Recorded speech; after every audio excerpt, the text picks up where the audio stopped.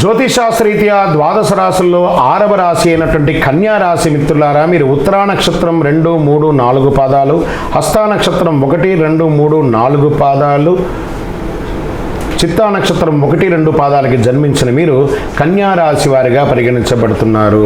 July నెలలో కన్యా రాశి వారికి శుభాశుభ ఫలితాలు ఎలా ఉన్నాయి అంటే, శని 6వ ఇంట్లో, కుజుడు 8వ ఇంట్లో, రాహు 7మంలో, శుక్రుడు సూర్యుడు ఈ నెల ప్రారంభం నుండి 5వ ఇంట్లో, శని నెల మొత్తం 6వ ఇంట్లో ఉన్నాడు. బుధుడు 11వ ఇంట్లో ఉండి జూలై 19 నుండి బుధుడు మీ 12వ ఇంట్లోకి ప్రవేశిస్తున్నాడు.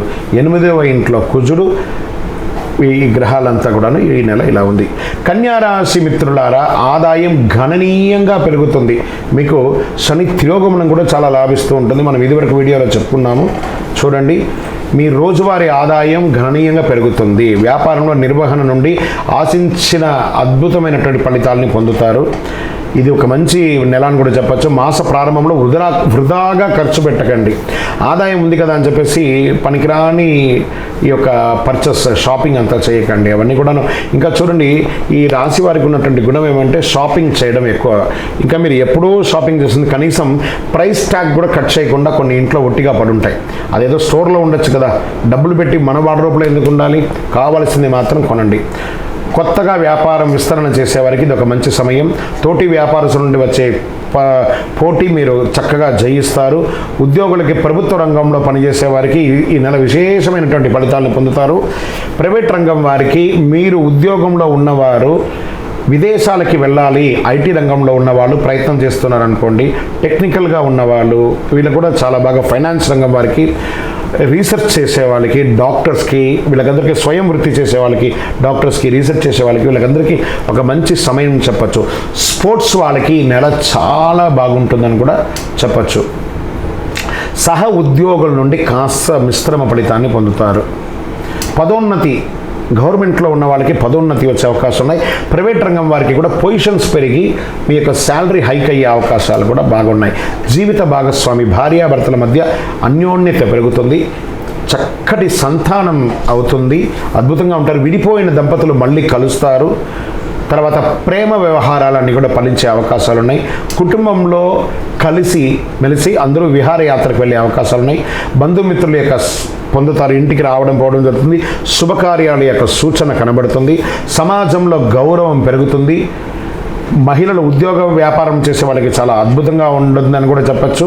ప్రమోషన్స్ కూడా వచ్చే అవకాశాలు ఉన్నాయి. విద్యార్థులు విదేశాలకు వెళ్ళి చదవాలనుకునే వాళ్ళకి మంచి యూనివర్సిటీని తీసుకొని మీరు చక్కగా వెళ్ళే అవకాశాలు బాగుంది. మీడియా రంగం వారికి చాలా గణనీయంగా అవార్డ్స్ కూడా వచ్చే అవకాశాలు ఉన్నాయి. పెద్ద పెద్ద పొజిషన్ సమాజంలో పెద్ద పెద్ద వాళ్ళతో ఈ మీడియా వాళ్ళకి కావాల్సింది రాజకీయంగాను సామాజికంగాను కావలసినటువంటి పెద్ద పెద్ద గుర్తింపులు మీరు పొందుతారు. ప్రశంసలు వస్తాయి. మీ ఆరోగ్యం పట్ల శ్రద్ధ వహించాలి. స్కిన్ ర్యాషెస్ లాంటిది రావచ్చు. ఈ మోకాలకు సంబంధించినటువంటి నొప్పులు రావచ్చు. బయట ఆహారాలు నియంత్రించండి, మంచిది. అనుకూలమైనటువంటి రోజులు ఈ జూలైలో 3వ తారీఖున మరియు 14వ తారీఖున మీకు చాలా బాగుంటుందని చెప్పచ్చు. చంద్రాష్టమం అని చెప్తే జూలై 27/7/2024 12:59 నుండి 19/7/2024 4:45 సాయంత్రం వరకు చంద్రాష్టమం ఉంటుంది.